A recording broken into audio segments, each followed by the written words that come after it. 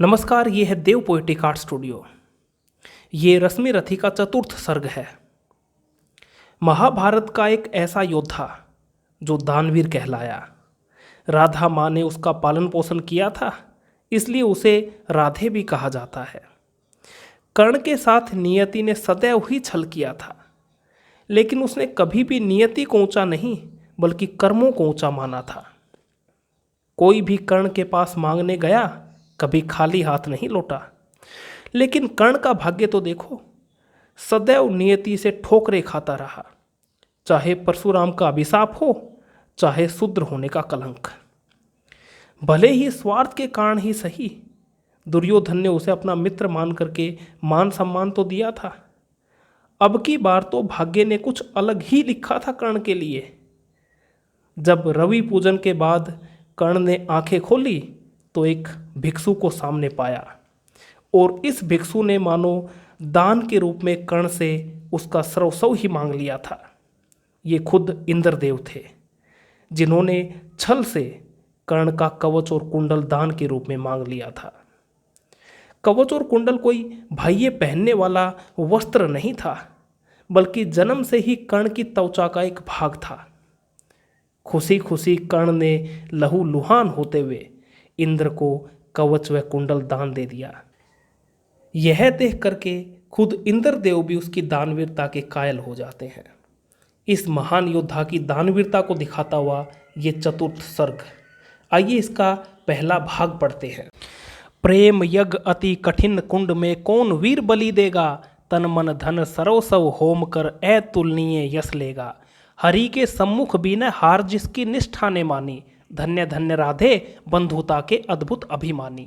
पर जाने क्यों नियम एक अद्भुत जग में चलता है, भोगी सुख भोगता तपस्वी और अधिक जलता है।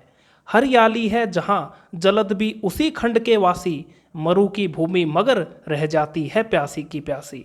और वीर जो किसी प्रतिज्ञा पर आकर अड़ता है, सचमुच उसके लिए उसे सब कुछ देना पड़ता है।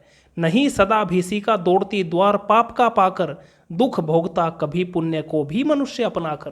पर तब भी रेखा प्रकाश की जहाँ कहीं हस्ती है, वहाँ किसी प्रज्वलित वीर नर की आभा बसती है। जिसने छोड़ी नहीं लीक विपदाओं से घबराकर, दी जग को रोशनी टेक पर अपनी जान गंवाकर। नरता का आदर्श तपस्या के भीतर पलता है, देता वही प्रकाश आग में जो अभीत जलता है। आजीवन झेलते दाह का दंश वीरव्रतधारी, हो पाते तब कहीं अमरता के पद के अधिकारी। प्रण करना है सहज कठिन है लेकिन उसे निभाना, सबसे बड़ी जांच है व्रत का अंतिम मोल चुकाना। अंतिम मूल्य न दिया अगर तो और मूल्य देना क्या, करने लगे मोह प्राणों का तो फिर प्रण लेना क्या। सस्ती कीमत पर बिकती रहती जब तक कुर्बानी, तब तक सभी बने रह सकते हैं त्यागी बलिदानी। पर महंगी में मोल तपस्या का देना दुष्कर है, हंसकर दे यह मूल्य न मिलता वह मनुष्य घर घर है। जीवन का अभियान दान बल से अज सत्र चलता है, उतनी बढ़ती ज्योति स्नेह जितना अनल्प जलता है। और दान में रोकर या हंसकर हम जो देते हैं, अहंकारवश उसे सौतव का त्याग मान लेते हैं। यह न सौतव का त्याग, दान तो जीवन का झरना है, रखना उसको रोक मृत्यु के पहले ही मरना है। किस पर करते कृपा वृक्ष यदि अपना फल देते हैं, गिरने से उसको संभाल क्यों रोक नहीं लेते हैं। ऋतु के बाद फलों का रुकना डालों का सड़ना है, मोह दिखाना दे वास्तु पर आत्मघात करना है। देते तरु इसलिए कि रेशों में मत कीट समाए, रहे डालियां स्वस्थ और फिर नए नए फल आए। सरिता देती वारी कि पाकर उसे सुपूरित घन हो, बरसे मेघ भरे फिर सरिता उदित नया जीवन हो। आत्मदान के साथ जग जीवन का रिजू नाता है, जो देता जितना बदले में उतना ही पाता है। दिखलाना कार्पण्य आप अपने धोखा खाना है, रखना दान अपूर्ण रिक्ति निज का ही रह जाना है। वर्त का अंतिम मोल चुकाते हुए न जो रोते हैं, पूर्ण काम जीवन में एकाकार वही होते हैं।